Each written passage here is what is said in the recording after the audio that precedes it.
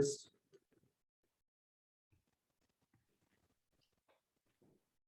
right, I'll let our second Michael join in with us. Hi, Michael. How are you doing? Doing well, thanks. We're about to get started, but I already spoke to Thomas a little bit about you. If you want, I'll connect you and Thomas after this session. Does that sound like a good idea for you? Yeah, it sounds great. Thanks. Awesome. Hi, Michael. How's it going? So we're getting started. This is our next week of our career chat series. This week is focusing on product management, and our special guest today is Thomas Baird. He is not one of our alums of SDSU, but he is helping us out with our MBA consulting program, helping our consulting team. We have one of our students here from that team. Thomas, I'll call you Tom if you're comfortable with that. Tom, shorter and easier. Shorter and easier. That's why I go by Greg, because my full name's Gregory. So Tom, you have a pretty strong career in corporate strategy and development. You've been CEO of several companies and you're an entrepreneur. But today's topic is product management specifically. Would you mind telling us a little bit about your experience in product management? Yeah, so product management is a fairly new, and by new was probably came out in the mid 80s, even earlier, was a set of disciplines really led by Hewlett Packard. And my first experience with product management was actually when I was in aerospace and defense industry as a product line manager, which was sort of the defense industry's version of a product manager. So as a product line manager, I was responsible for a little bit of business development, a lot of requirements development, and working with government customers to define various projects. So that was sort of the start of it. And then through my career, up through strategy and development and M&A, I ended up with a job as the head of corporate development at a publicly traded software company. And that was my first really deep exposure to the power of product management. And the senior VP of product management there basically restructured his team, taught the entire group the disciplines involved through a couple of classes under a nomenclature of pragmatic marketing. And I watched the development of the company's products during that process and saw the success he had. And so shortly after that, I became the CEO of a software company that was doing behavioral modeling software, and we're really struggling with software and sales. And the first thing I did is came in and created a product management organization. And what had been happening was development and the previous CEO were driving all of the product development and product design. So you have a bunch of technical guys developing a software product that don't really communicate well with customers or don't go out and get the customer's voice or the view. And product management really is a customer-centric way of capturing requirements and managing the product lifecycle. And so as the CEO, I got to manage the product development group or product management group and product development. And that company was sold, and the buyer was Mitchell International here in San Diego. And I was put in the role of Senior VP of Product Management at Mitchell. And so I had 65 product managers and about $120 million in software products. And it was kind of a mess when I took the position. And so we restructured, really dug into the pragmatic marketing framework and reorganized around product management and voice of the customer. And so that's kind of where it grew up. And since then, with every company I've worked with, I've paid particular attention to the product management side, because the product manager is really sort of a mini CEO. Product management includes dealing with your customer, inbound marketing as well as outbound marketing, business analysis. You've got to develop the pricing and cost models. In the software world, sometimes you lead the development team. I prefer that they don't. I prefer that they're outside of product development, because there's this healthy natural conflict between product development and product management. You know, product developers want to build the coolest, neatest stuff, whether or not the customer really wants it or knows it, right? That's just a natural tendency to exercise your mind. product managers really are focused on the customer. I think that was a long answer to a very short question, Greg. Well, I think you answered a couple of my questions there, because my next question would have been to define the role of product management. And I think you did a pretty good job there. But one thing I see with our students when I'm talking with them is that they've got a good idea of what project managers do, and have a strong interest in that. And they have a lot of other areas of interest, but they seem to be very unfamiliar with product management. Can you talk a little bit about how product management is similar and dissimilar to project management? And why should our students consider a role in product management? Yeah, so a typical product management function will have either reporting to them or working directly with them project managers. And project managers are really task-based, sort of tactically oriented roles. A product manager really is a mini CEO. They generally have P&L responsibility. They're responsible for marketing. They're responsible for sales and developing sales channels. They're responsible for collecting the voice of the customer and customer requirements. They generally will have a business analyst working with them that will help them do some of the analysis on the data that comes in. And they generally will either have a project manager working with them or for them, or they're directly tied to the project manager on the dev side that's working on the development side of this. The project manager will often take a lot of the product manager inputs and help manage through a variety of fairly complex processes. And so to me, they're very different. Project management tends to be a lot more tactical. Product management is really a lot more strategic and a lot more customer focused than the project management side. It's a much broader discipline. And one of the things, Greg, you and I have talked about this, is if you look at MBA students and they come out of graduation, product management's a really interesting place to go because it really requires a broad set of skills versus project management, which really, you can take a class in project management, you can get certified, and you can go out and be a project manager, a PM3 or a PMP. With product management, it's quite a bit more complex than that. You've got to have a much broader set of skills and abilities.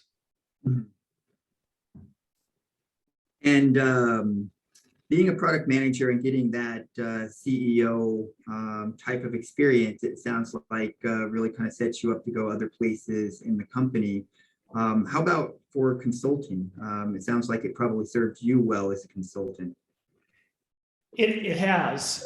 So there have been a few consulting jobs that I've taken where I've come in and actually instituted sort of product management disciplines. Sometimes that's the core goal when I come in as a CEO. Sometimes I've come in just as a strategic consultant to help. I was doing some cybersecurity work a few years ago, and that was one of the focuses, was helping them develop more of a product management discipline where they were paying a lot more attention to their customers. There are a number of certificates and classes you can take in product management. I think the one that I've seen that's the most used in business is a discipline called pragmatic marketing.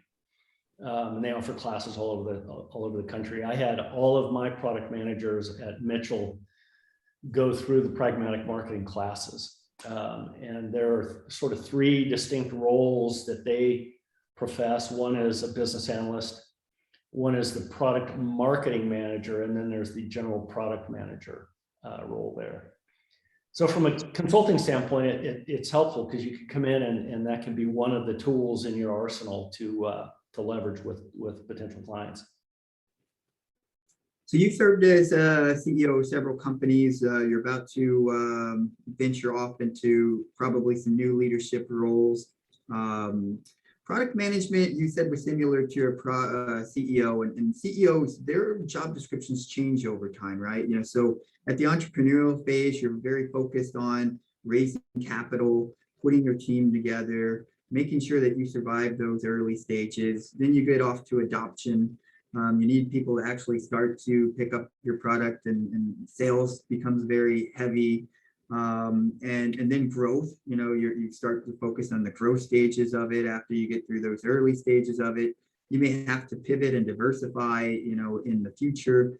Can you tell me about the stages of a product manager? Because they also go through kind of stages as well, right? All the way up to sunsetting a product. So can you tell me a little bit about that? Absolutely. So with a product manager, there's a fairly big difference between a product manager for a new, as yet untested product that's coming on the market. And when we say product management actually came up through the software industry, and for the most part got its real energy when Agile came out back in the early 2000s. And the product managers were pulled into the Agile process.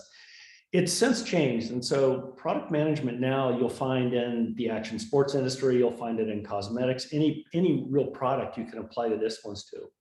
So if you think about a brand new product that's coming on the market, a product manager is going to spend most of their time understanding what customer requirements are, what the look and feel. There's a lot of UX work that goes in the front end, user experience work that goes in the front end. There's a lot of survey and inbound marketing time spent. And then as a product sort of becomes mature, then in the software world, product manager ends up spending a lot of time with boring things like bug fixes and minor updates and upgrades. And you can get really wrapped in the vortex of minutia if you let yourself, as the product kind of ages over time. And then to your point, sunsetting products. When I joined Mitchell, I was responsible for something like 50 software products, and 2 of those products made up like 85% of our revenues. But we were spending an intense amount of energy maintaining and advancing 48 other products that really weren't adding a lot of value to the company. And so we went through and did our best to reduce the number of products. It was really the product manager's job to come with the analysis, with recommendations on what are we going to do with this? Do we cut it? Oh, wait, we have a customer that's paying $5 million a year for this one product that's unique to them. So we have a whole maintenance cycle that we have to deal with. And so the product management job changes from collecting new requirements and building cool new stuff to, all right, how do I keep this thing valid in the marketplace and alive? How much does a product manager delve into the brand management world, being that a product might have its own brand within a company? Yeah, so in product management, we talk about inbound versus outbound marketing. Inbound is a collection of all the data that you need to make the marketing decisions. The PM, so the organization I ran at Mitchell and at ClaimIQ, I had a marketing team that reported to me. They worked very closely with the marketing team to recommend and develop and hand off sort of the ideas to the sort of the professional graphic designers and marketers that know how to do the branding. But most of the ideation comes from the product management team. Okay. It's one thing I love about product management is it pulls a set of skills together that sometimes are natural, sometimes aren't, but you've got to be able to, you have to be a very strong influencer because you have multiple organizations that really are taking direction from you. So you've got the technical guys in product development where you're fighting over features and functions and complexity. And then you've got the marketing side where you've got to use the other side of your brain and be artistic, and you've got to influence them to kind of follow your vision for the product. And then you've got senior management that you've got to deal with that feel like they own the product, but you're really the brains behind it. Mm-hmm. So there's this sort of influencing part of that. And in my career, technically being solid behind all the areas I need to influence really mattered. So I was strong in development. I was strong in marketing. I was strong in the voice of the customer stuff. So as a product manager, you're working closely with the other marketing components. Your marketing team might come up with the brand strategy. Do you have the final say? Do you say, yes or no on how the brand and what direction it's going to go, since you're kind of the owner and CEO of that product? Yes and no. I'm a big fan of collaboration, right? And so I would never say I have the final say. I would say it's up to me to make sure I have everybody agreeing that this is the right path forward, which is a different way of getting to the same answer, by the way. So in a collaborative environment, it's hard to come in and say, no, my vote is the only one that counts. Rather, you kind of want to make sure that everybody's bought in. And usually that just means making sure you're listening to everybody's inputs and understanding them and taking them into account. Great, and that kind of leads me into my next thought, which is what does success look like for a product manager? And so it sounds like buy-in is going to be part of that success, but how would you define success for a product manager? Well, product management's a little bit like being a salesperson. If you own P&L for a product, then you have your success measure right there, just in the P&L and the revenue generation. Another key part of this is on the voice of the customer. Did the customer love the product? Are they continually beating you up because it doesn't match what their needs are? So I always looked at voice of the customer as one of the key metrics for evaluating product managers. Revenues was sort of top of the line. Have you grown the business? Have you grown the revenues? Is the customer uptake bigger? Some products may not be very serious revenue generators, but you may put them out on the market for other reasons. So you've got to find metrics to measure those. But it really should be very customer based, in my opinion. Great. What would you say are the most important skill sets that you need, whether it's software types of skills or the soft skills like problem solving? Oh, that's a good question.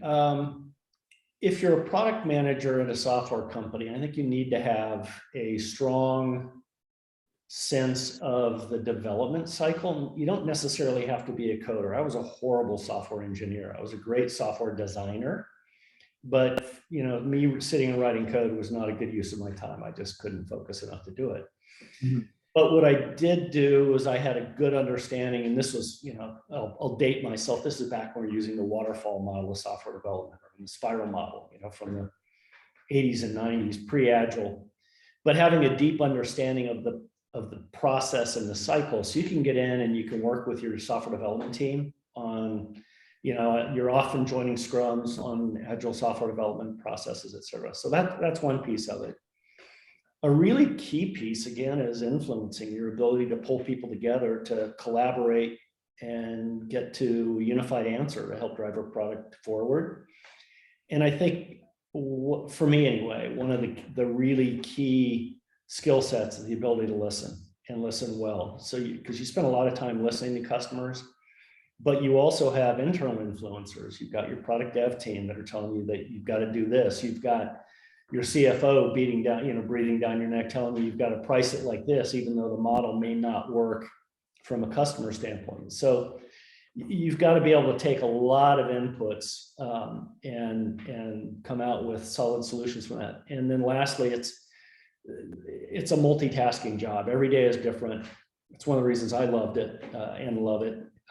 The challenges are different every day. It's not like you're going through and doing the same thing over and over again. It literally it changes on a day-to-day basis. So you've got to be fairly agile, to overuse the term, and flexible as a product manager.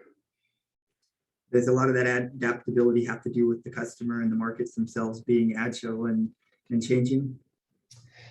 Yeah, to some extent. So when I was the CEO of Claim IQ, we had developed behavioral modeling software for the insurance industry.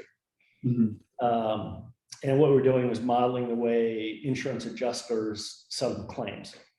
Now, the insurance industry is not known for being agile and fast moving. And so we had to manage our desire to build this really cool technical product with the market, where our sales guys and myself are off selling to a guy that probably may not have gone to college. He's a VP of claims at an insurance company he came up through the claims process and is 60 years old and is now the VP of claims. He doesn't want to change. He doesn't want software. He doesn't want a product that's going to reduce his number of adjusters. And so you just have to adapt to the market. basically. And so sometimes it moves quickly, and in our case, we had to step back and slow down and kind of dumb down the product a little bit so that we could actually sell. And that was a product management decision, basically, was the strategy to do that. Yeah.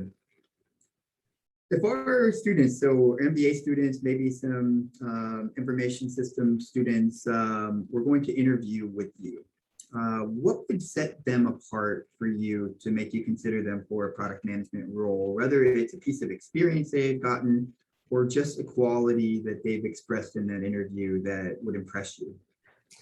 Yeah, there are a couple things. I'm not a guy that asks the sort of silly interview questions like, what was your biggest challenge, et cetera. What I would look for is I want to see strong analytical skills. Michael Long knows this from his experience with me, that the ability to deal with Excel in a fairly sophisticated way helps. I'd love to see if you're PMP certified, if you have some project management behind you. Definitely helpful. If you've spent time, if it's a software company, I would hope that you have spent some time within or related to the software development team, not necessarily writing code, but involved. And P&L experience helps, but right out of school, that generally doesn't happen. So I'm looking for sort of a broad base. I look at the SDSU MBA students, particularly the team I'm working with right now, and they've got great marketing backgrounds. They understand voice of the customer. They understand collecting customer requirements. I think they're all great listeners. Maybe they're just. And so in an interview, that's kind of what I'm looking for. Is it's a broad discipline, and so I'm looking for a variety of skill sets that can come. A lot of it is also the ability to communicate well. Robert Hill came and spoke with us, and I think you got a chance to meet Robert at the kickoff event, if not at other places. Right. And for those who aren't aware, Robert Hill, he's a consultant from Deloitte who's now retired and serving as an executive in residence with us. He did mention some gaps on students' resumes that he had seen, and we think we're going to improve. Have you had a chance to look at some of our students' resumes, and without specifically pointing out the student, what are the areas that our students can improve in their resumes to help them be more attractive to? Yeah, I haven't. I mean, as a CEO, I tend not to see sort of first job kinds of resumes. I tend to see, it's CEOs generally hiring senior execs. Yeah. I can certainly point out gaps on senior executive resumes after looking at thousands of them. But coming right out of school, for me, I think there are a couple of things that are important. One is MBAs are important. I come from a technical background, so I'm maybe a little snottier about hiring engineers and folks that have gone through engineering school, but that's just a personal bias because that's where I come from, and you tend to hire people you're like. So I guess I would say, Greg, I haven't seen a lot of the students' resumes. Okay. I think internships and any experience you can get on there is going to be really, really important. What about projects that our students work on, like Michael is part of the MBA consulting program? Is that something that you think would be attractive on a resume? Significantly attractive. Let me put it that way.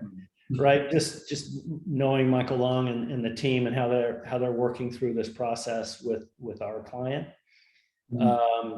I would hire any one of those students in a millisecond should I have a position available, because they're asking all the right questions. They're getting pushed into some areas of discomfort maybe where they have to react. In our case, we've had to react to a client that's didn't share a lot of information with us up front, and we got started, and then she came back fairly aggressively against what we'd done, and the students did a great job of pulling her back to their position, working together on that. So that experience alone helps as they come out and get into the working world, have to deal with teams and personalities and conflicts and all the stuff that goes along with that. When I've seen our students put the projects on their resumes, a lot of times I see the project description and not much else. And I try to encourage them to talk about the types of recommendations they're making, the types of forecasts they're making, What is it that you think our students should put on with these projects? What do you want to see from these projects on their resume? Well, our team, I think we're lucky with our project because we actually have a deliverable product that could be leveraged if you were a consultant in the future. Right? Mhm. We're building a financial model for a fairly complex business. And that model can be adapted, and having that on your resume, the fact that you got in, worked with a client, built a specific financial forecasting model, those details are important. And it also gives you something to talk about during your interview. Mhm. Right. And so when I look at resumes, if we have a job opening, you get thousands these days, right? You get hundreds.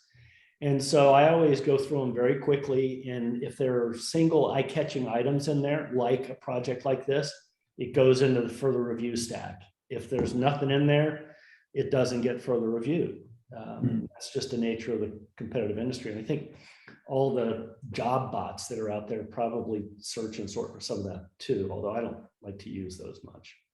Yeah. Do you like to see a professional summary where those pop-out things show up right at the top of the resume? I do. On my resume, and this was coaching I got probably 20 years ago, I have a set of bullets right across the top that summarize key successes, maybe is probably the best way to describe it during my career, but they're big eye-catching things, like helped raise $750 million for a satellite communication system. Raised market cap by announcement of a JV deal that I put together, those kinds of things. For your MBA students, it could be, worked with a client, developed a financial model that led to their, financial success, or they were able to raise capital, or, I do like that at the front end of a resume.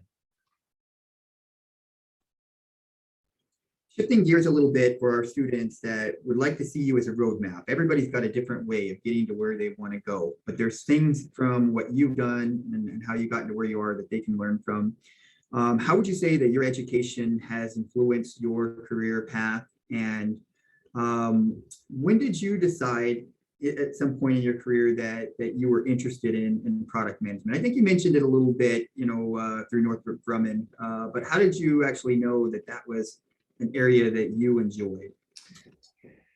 Oh, I'm probably the wrong guy to ask that question, Greg. My career has been very non-traditional and very unroadmapped. And it's worked very well for me personally. So I started at TRW right out of college, working as a software engineer on national security programs. Ultimately, in, call it 12 or 13 years, ended up on corporate staff for a $17 billion aerospace and automotive company doing strategy and mergers and acquisitions. Mm-hmm. My degree is mechanical engineering and my master's is systems management. I didn't even know what a financial model was when I went to corporate staff and had to start doing M&A modeling, buying companies and divesting assets. And so my approach at TRW, and it was great because it was a big company, you could move regularly, change jobs, almost change industries. I mean, working for the Air Force and working for, NSA are two very different kinds of customers. So you could bounce around a lot within the same company. And so that worked well for me for about 16 years. And once I got on corporate staff, then the recruiters started coming after me. And I was always that guy in the room that couldn't keep his mouth shut. And so when there was a big problem and everybody's sort of doing the curly shuffle and looking at the ground because they're afraid they're going to get picked to do the project, I was kind of the dumbass that raised my hand and said, "Hey, that sounds really hard and interesting. I'll try it." Result was, you fail a lot doing that, but your successes are really noticed. And I remember a long time ago, I was working for this retired Army colonel, and I was I was probably 23 or 24 years old. I had long hair. I was a surfer, Hermosa Beach kid. And Reed pulled me into his office. I had just gotten promoted to go run a small project up in Sunnyvale. And he looked at me and he said, "Tom, you're the wrong guy for the job. You're too young and you're too inexperienced. But I'm going to give you one piece of advice." And I said, "Well, what's that, Reed?" And he said, "Go up there, break all the rules, and do the best you can. Because if you fail, it's your manager's fault. But if you're successful, you're going to be a hero. And that was advice that I kind of kept with me a large part of my career. And so I've always kind of stuck my neck out and taken on the hard challenges. And it was at TRW, I left TRW to go run corporate development, and strategy for a $2 billion software company. And we did 13 deals in 12 months. And so it was a really aggressive pace there. And I ran the M&A team, the integration teams, all the due diligence, and et cetera. And through that experience, I sort of got a taste for being around a CEO a lot and what it would be like to be a CEO. And that's when I kind of got hungry to try to go out and run my own company. And so shortly thereafter that I went and ran the software company up at San Francisco. And since then, it's been a string of mostly smaller technology-related companies. I've been pulled in to do some turnarounds, but kind of bringing it back to product management. That product management experience is really what gave me sort of the broad overview to be able to be a CEO or to be a senior executive running a large operation, because you have to understand all the elements that go into a product or into a company. So you can't just be a finance guy, or you can't just be a marketing guy, or you can't just be a dev guy. And product management helped round out that skill set for me. Well, you prefaced your answer by saying that you're the wrong guy to answer it, and then you gave a really wonderful answer. Okay. Well, I feel like I'm the same. That could be faded. I've been all over the place in my career too, and sometimes that's the inspirational piece that our students need to hear. I just spoke to a student earlier this morning who didn't feel like she had the experience to move outside of her box, and I was trying to encourage her that, just because you got a degree in psychology, that's her degree, you can go into marketing if that's what you're interested in doing. In fact, marketing is all about understanding customers, and you're trying to understand people too, so you can use things that you've even learned and apply it to marketing. So I actually appreciate your answer, and I think our students can get a lot out of that. With that said, how important have mentors been in your career? Have you had any? Do you have one now? I don't have one now because I'm an old geezer. So I kind of feel like, I'm done with character guidance and building. But I had during my career, I probably had 2 or 3 people that really had an influence. One was my direct boss at TRW when I got out of engineering and into business development. And Bruce was, was a VP level guy that ran international biz dev at TRW Space Electronics Group. And his style was really interesting to me. And it's something I picked up on. And I was promoted to director of international business for call it a $2 billion satellite division. And I got the job. I'm like, okay, I'm gonna hire all these people. Then I'm gonna bring all these people in. And Bruce sat me down and said, Tom, that international is not a focus of our classified space business. In fact, it's really challenging because you can't really do a lot there. So you don't get any staff. You don't get to build a team.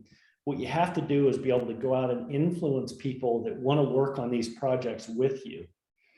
And so I took that as a direct challenge. And I built up a team of probably 15 engineers and biz dev guys that would stay nights and weekends and work on these far-flung, we used to call them freaks and clowns in the satellite industry, the far-flung freaks and clowns programs, because they were interesting and exciting and international. And that was a great lesson. And then when I lived in Belgium, I lived and worked in Belgium for 4 years. And I was lucky enough to befriend the US ambassador to Belgium, a guy named Bruce Geld. And Bruce was in his mid-60s. He was Howard W. Bush's best friend. That's how he got the job as the ambassador to Belgium. So, pretty influential person. And Bruce and I played golf probably once a month together. He used to call me his diplomatic outlet because I was this young 32-year-old kid, and we'd go goof around on the golf course. And he used to give me advice. His brother ran Bristol Myers. He was a senior exec at Procter & Gamble. And one day he said, so Tom, what do you want to do when you're done in Belgium? And I said, Bruce, I think I want to go be a CEO somewhere, but I just don't know how to get there. And he said, Tom, if there's ever a job that gets you close to a CEO so you can work with them, see what they do, see how they do it, see how they communicate, take that job. Just take it. And it wasn't long thereafter that I had a one-on-one with the CEO of TRW. And that's how I ended up on corporate staff at TRW, was basically through that and through the opportunity that Gil kind of pointed me to. He's like, just if you have those opportunities, you got to take them, because you got to kind of see and know what they do and how they work to understand it. And that was great advice. And Bruce helped me a lot of times during my career. On our SDSU end, our server just giving me a little bit of static there. I want to see if both mics were able to get that answer. Did that affect you as well? You did? Good. Perfect. Okay. So that should make it into the recording just fine too. With that said, I'm interested in moving on to Q&A, but I got just one more question for you. Kind of a two-part question, but one more question, and then we'll let the two Michaels ask you some questions that is hot on their mind. So the final question is, what should our students do outside of the classroom to prepare themselves for the career, whether it's in product management or something else? And what other piece of advice do you have for? So outside the classroom, live your lives as aggressively as you possibly can. We know through this pandemic period that life is a little more fragile than I think we ever thought. My general advice is the world has gotten incredibly competitive. And so I like to think of things that I do as differentiating. So what am I doing that's either better or different than somebody else? Because in the end, when you get into an interview, there are thousands of people that have fantastic skill sets available for any job at any time. And so you've got to be able to go into those situations and be able to show that you've done something different, that you're special in some way, and whether that's that you climb Mount Everest, or you work for a nonprofit for 3 years, or you whatever it is, something that differentiates you. So I always think about differentiators for myself in particular, and it's challenging. And I'll often in an interview for a CEO position tell them that there are 30 people that can do my job, not just guys, obviously, but 30 people that can do my job. I think I can do it better than they can, but if you hire me and you find out I can't, go hire the next guy, right? You want to bring the best person in to a position. And so I generally have maybe a different approach of underselling than overselling myself in interviews, because the quality of the talent that's out there today is exceptional. And through technology, we have access to thousands of resumes when we're hiring. Back in the day, it was like you put a job up in a newspaper and you get 4 responses. Now you get 4,000 responses that you got to go through. So it's extremely competitive. And so differentiating and trying to find some way to make yourself special, I think it really matters. And a lot of that can be done outside of just work experience, right? I personally like to hire athletes. I look on a resume, I tend to look for either high school team sports, college team sports, or the fact that someone's out athletic and healthy. And the reason I do that is athletes generally know how to work as a team.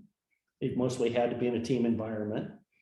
Or if they're a marathon runner, for example, or et cetera, they know how to push themselves. They know how to push their limits. And I like that personally. It's a little bit of a bias I have when I look at resumes. Doesn't always work out that way, but. Yeah, I like that answer. I think it's a great answer. I'm speaking with students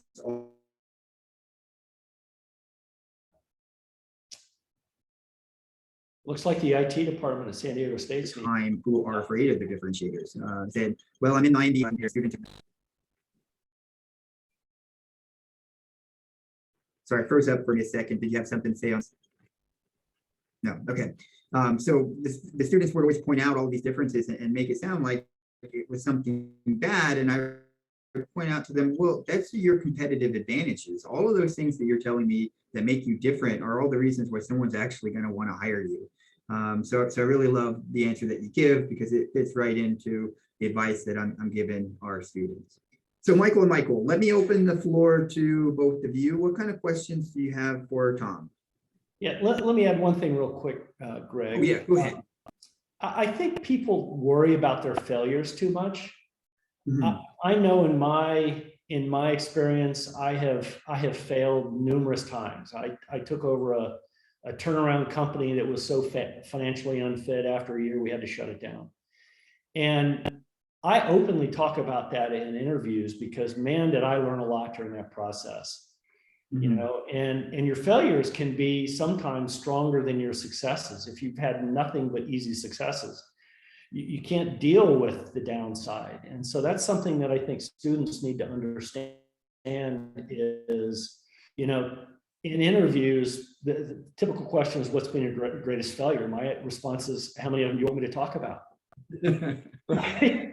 Because every one of them, I guarantee you, I'm not going to let it happen again. And B, I learned something really interesting from that. And so don't be afraid to fail. If you're not failing, you're not trying hard enough, in my opinion. It's like skiing. If you're not falling, you can be skiing harder. There's another part to that question that I like the way you answered it. When you said that you aren't going to do it again, you start to tell somebody what you've learned from it. And so that's an advice for our students. Talk about your failures, like Tom said. Tell them what you've done about it. You know, don't just say I failed at this and okay, that's the end of that. Like, okay, well, what was the learning lesson? What did you do about it? And that's what's going to set you apart. You know, how you approach that problem and what you changed about yourself. But really great piece of advice there, Tom. Okay, Mike and Mike, floor is yours. Who would like to shoot first? I think Michael Lung's probably had enough of my time that he probably doesn't even want to see my face anymore. But Michael, well, for that reason, he might know what to ask a little better as well.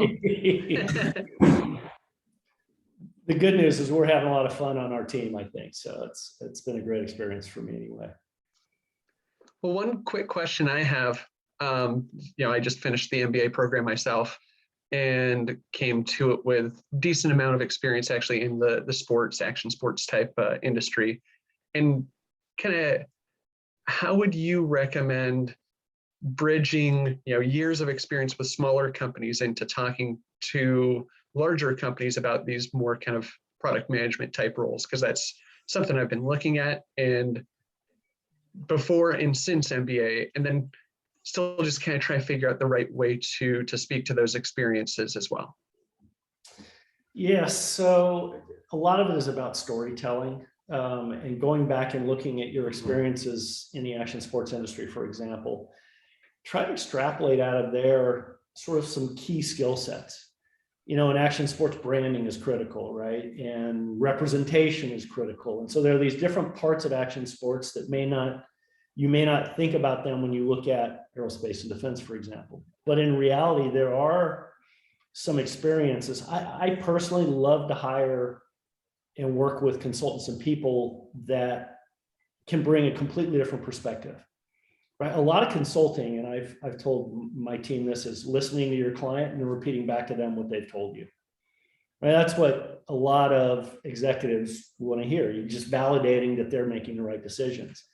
But what you really need as an executive is you need someone coming in with a perspective that may be completely different than you expected. It's something we used to do in the cybersecurity space. We're working with some with services companies in Washington, D.C. We'd come in with, my partner would come in with some fairly interesting approaches to solving their problems. And that's something you can think about with your experience and what you've also learned in your MBA program, and then figure out how to tell the story behind those. And then you got to figure out where you can apply them. It's not easy. I mean, going out and finding consulting work is, if you're on your own, as I'm sure you're finding out or will find out, it's challenging.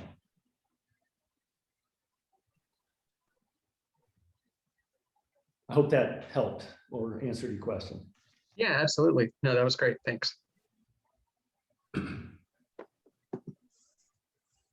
Right, and Mike, I know you had some questions for me that weren't necessarily related to product management that I think Thomas would be great to answer. I'll connect you with Thomas by way of introduction after this meeting. Any other questions that are product management related from either Mike? No, I didn't have any. I think Tom, you did a great job explaining the field and your responsibilities. Thanks, Michael. Yeah, I think that was great. Thank you so much.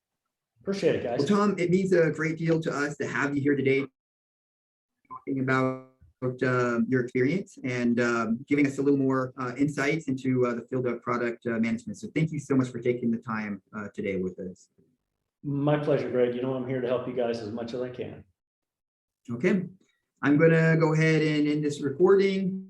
And for those that aren't able to make it, we'll get it out to you by next week.